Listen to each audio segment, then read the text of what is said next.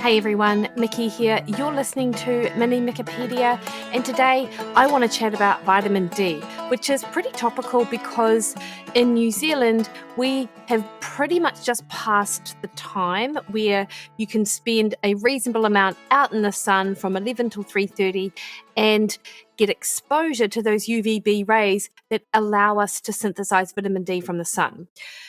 Those UVB rays aren't strong enough in winter, and pretty much everywhere in New Zealand now it's getting a little bit challenging to do that, unless of course you are out there sunbathing in nothing for extended periods of time. Now, this doesn't mean you have to go and burn yourself in the sun, just FYI. But what it does mean is that sunlight is really important for our ability to produce vitamin D. And it extends way beyond bone health, which is often what we think about when we think about vitamin D. And the reference range that we get for vitamin D in the blood from the laboratory pretty much refers to the amount of vitamin D required for optimal bone health, but vitamin D does so much more than that. And I want to talk about it today in the context of body composition. So first, sort of backing up the truck a little bit, vitamin D plays a crucial role in fat metabolism and overall metabolic health, and it affects fat storage and burning. Deficiencies can definitely impact weight gain, and there are things you can do to help optimize your levels for better health and weight management. Vitamin D is a fat-soluble vitamin that acts more like a hormone than a typical vitamin. It plays a critical role in calcium metabolism, helping deliver that calcium into the bones, in immune function, and body fat regulation. And just FYI, this was one of the reasons why vitamin D status was a big talking point amongst health professionals when the whole pandemic hoo-ha sort of really was everything we were all talking about, back in 2020, 2021, etc. Unlike other vitamins, your body can produce vitamin D when your skin is exposed to the UVB rays of the sunlight. However, modern environments, indoor work environments, and excessive sunscreen use mean that people aren't necessarily getting enough. And top that with the fact that, as I mentioned, in certain countries, the position of the sun in the sky means that we don't get those UVB rays that we actually need. Adequate vitamin D levels are ideally above 100 nanomoles per litre, though this is controversial in some instances, with some suggesting that above 50 nanomoles is also optimal. However, there are some issues with measuring vitamin D levels as a reliable marker of vitamin D status, so I do want to acknowledge that. And measuring parathyroid hormone, or PTH, has been suggested as an alternative or complementary approach. Some of the issues with measuring our vitamin D is the variability in our serum 25 hydroxy vitamin D level, which is the most common method used to assess vitamin D status. Individual variations in metabolism, genetics, and storage in fat tissues can affect our vitamin D levels, making it less reliable as a universal indicator of vitamin D sufficiency. There are also bioavailability concerns. In people carrying excess body fat, vitamin D can be sequestered into adipose tissue. This leads to low serum levels despite adequate intake. So this complicates its interpretation of your serum 25 hydroxy vitamin D. And there are fluctuating levels. So it can fluctuate based on seasonal sun exposure, on supplementation and diet, which does make single point measurements potentially misleading. Having said that though, as a general person who has access to general blood tests, getting that serum marker for vitamin D is still something to sort of look at and use as a bit of a baseline. However, parathyroid hormone is more stable, so it responds directly to calcium and vitamin D levels in the blood, offering a more stable long-term marker of vitamin D sufficiency. PTH does rise in deficiency, so if vitamin D levels are low, the body compensates by increasing PTH, which leads to bone resorption and calcium release to maintain balance. Elevated PTH levels can indicate vitamin D insufficiency, even if your serum 25 hydroxy vitamin D level appear borderline normal. Some studies also suggest that PTH is associated with metabolic syndrome markers, insulin resistance, and inflammation, even when vitamin D levels are considered adequate. So it just gives you signs that if you present with metabolic syndrome in the presence of PTH being elevated, it might indicate a deficiency in vitamin D.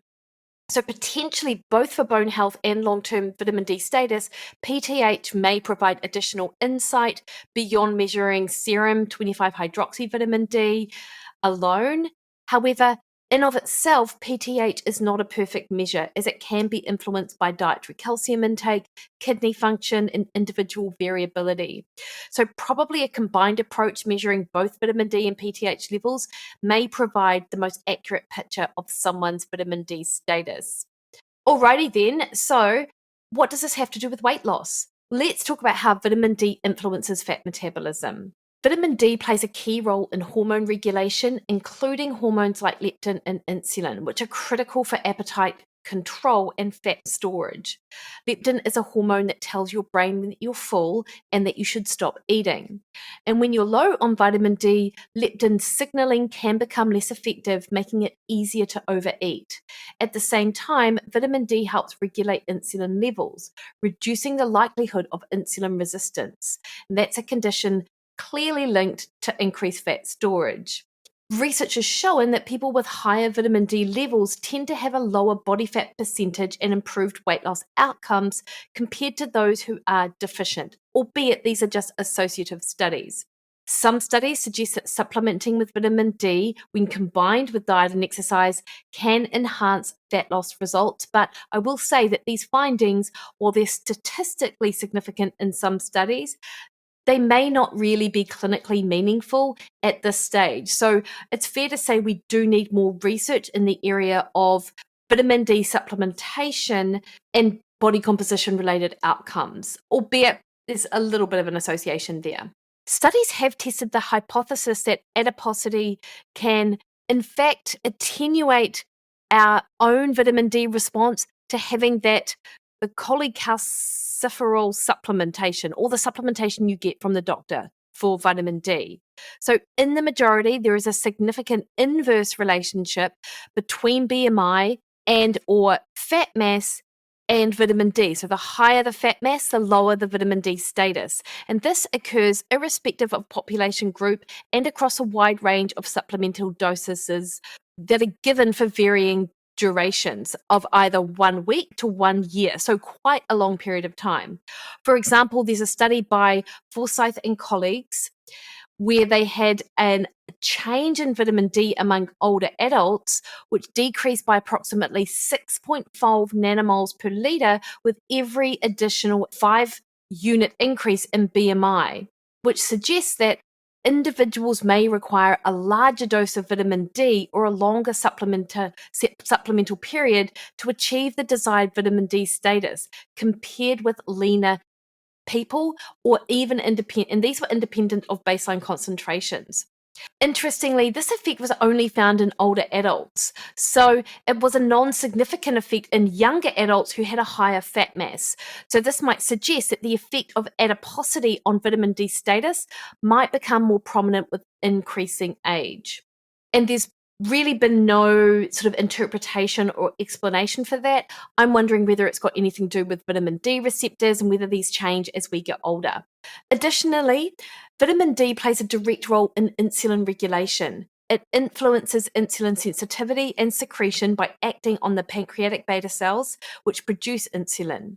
Studies have suggested that vitamin D helps regulate intracellular calcium in insulin-sensitive tissues, improving glucose uptake and metabolism. So these effects of vitamin D deficiency, either acting together or alone, all serve to increase insulin resistance. Although there is evidence to support a relationship between vitamin D status and insulin resistance, the underlying mechanisms do require further exploration. So there's that suggestion that if you are more deficient in vitamin D, you are more likely to be insulin resistant, given the impact on those beta cells of the pancreas. But we do need further research in that area. But of course, just taking vitamin D is not a magic pill. However, having optimal vitamin D levels can definitely help create the right conditions for fat loss. So let's look at what happens when you don't get enough vitamin D. Now, just so you know, approximately 24% of the US population has a serum 25 hydroxy vitamin D status below 50 nanomoles per litre, which indicates vitamin D deficiency here in New Zealand using those New Zealand units. In Canada, about 37% of Canadians have that vitamin D level under 50 nanomoles per litre, which reflects a significant prevalence of deficiency that's close to 40%.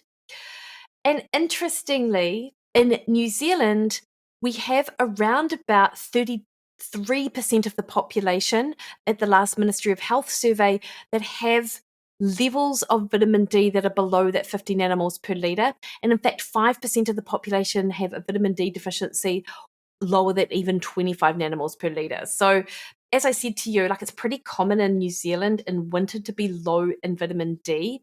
And this is only low in comparison to the cutoffs that I just mentioned, that 50 nanomoles per litre. Whereas some people say, as I said earlier, that optimal is about 100 to 120. So your doctor might sign you off as having adequate vitamin D at, say, 60 nanomoles per litre, whereas that is still 40 units below where others would say is optimal. So do bear that in mind. Vitamin D deficiency is, as I've said, really common.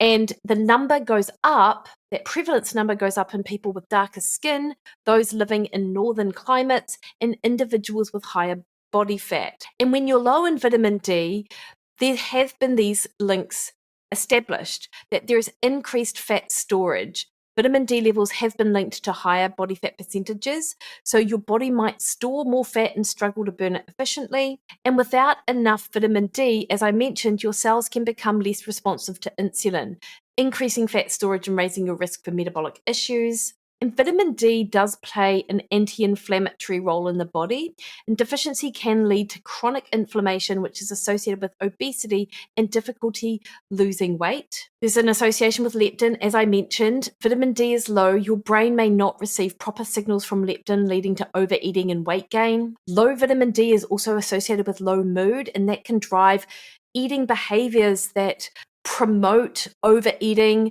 increasing sugar intake, and starting that sort of binge cycle of craving sugar, eating sugar, having energy crashes, and then repeating. So it becomes a sort of cyclical thing. And there is definitely an association between that seasonal affect disorder in winter and low vitamin D as well. So if you struggle with weight gain despite exercising and eating right, it makes sense to do a lot of biomarker checking, as I mentioned last week in that weight loss resistance episode. But of course, definitely check your vitamin D too. And in New Zealand, it's a user pays test. It's not often just sort of covered by the public health system, and it might cost around $70 or $75. But I think if you're struggling with any of the things that I'm talking about, it would be well worth you getting a test, at least to see where you're at. So when it comes to boosting vitamin D, how do you do it? Well, first and foremost, sunlight exposure in summer. So the best natural source for us to synthesize vitamin D is through the sun. Aiming for 10 to 30 minutes of sun exposure on your skin without sunscreen a few times a week, depending on your skin's tone. And it's often said that if you expose areas of your skin which don't often get exposed, like say underneath your arms or your torso, if you don't often show your torso sort of without having a t-shirt on or anything like that, then that's the kind of exposure that you want. But of course, please just make sure that you don't burn. Of course, dietary sources are often mentioned, and some of them really erroneously. I did see a reel the other day that said that dates were a really rich source of vitamin D, and I'm like, I don't think you know what you're talking about, because really dates are not a good source of vitamin D. And in fact, not a whole lot of foods have a lot of vitamin D, but you do get some through fatty fish, some through egg yolks, and also some dairy products are fortified with vitamin D. I'm not sure how bioavailable that is. Supplementation can be your best bet. If you live in a place with limited sunlight or struggle to get enough from food, then a vitamin D supplement that also has a vitamin K2 added that helps deliver that vitamin D to where it's required can be helpful, in anything from 1 to 5,000 international units per day. And don't dismiss tanning beds either, because a very short period of time in a tanning bed can help improve that vitamin D synthesis in your body. And again, I'm not suggesting doing tanning beds to those dangerous levels which promote a burning or skin cancer, but it has been shown to improve vitamin D status. And of course, as I said, check your levels just so you know where you're at. And look, if you had the resources, this might be something you do a couple of times a year as you're headed into winter and as you're headed into spring or into summer. Can be a good idea every 6 months or so. And you don't want too high a vitamin D. So high levels above 250 nanomoles or 100 nanograms per milliliter can lead to hypercalcemia, which causes nausea, potential kidney issues, and arterial calcification, which is clearly what you want to avoid. So I mentioned K2 as being really important to help deliver the vitamin D where it's required. Other cofactors of vitamin D metabolism that we need to ensure are adequate is magnesium, which helps convert vitamin D into its active form and prevent toxicity. I mentioned vitamin K. That is the thing that helps prevent arterial calcification. Vitamin A works with vitamin D for immune and bone health, and vitamin A is not the beta carotene necessarily you get from vegetables, although that can count, but it's like what you find in like liver, for example, and organ supplements. And as I mentioned, getting regular blood testing, even for both vitamin D and parathyroid hormone, can help maintain balance and avoid unnecessary supplementation if you don't need it. What I would say, and this is a bit of an add-on, is that anyone with an autoimmune conditioner, it is worth getting your vitamin D tested because of the role that vitamin D plays in the immune system. So if it is low, it will be impacting on your overall health status, in addition, of course, to weight gain and ability to lose fat. So vitamin D plays a crucial role in fat metabolism, insulin sensitivity, and appetite regulation. And low levels are linked to increased fat storage, higher inflammation, and metabolic imbalances, all of which can make fat loss more challenging.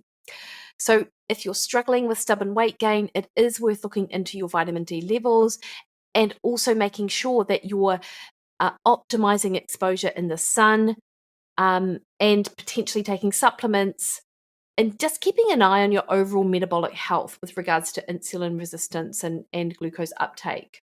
So hopefully that provides you a little bit of insight, things that you don't often sort of hear talked about, vitamin D and its role in fat loss. If you've got any questions, concerns, you want me to help you sort of figure out your vitamin D status and what you need, book a consult. You can do that over on my website, mikkywilliden.com, or hit me up in the DMs on Instagram at Mikki Williden, which is where you'll also find me on Twitter and Threads, or Facebook, Mikki Williden Nutrition. All right, team, you have the best week. See you later.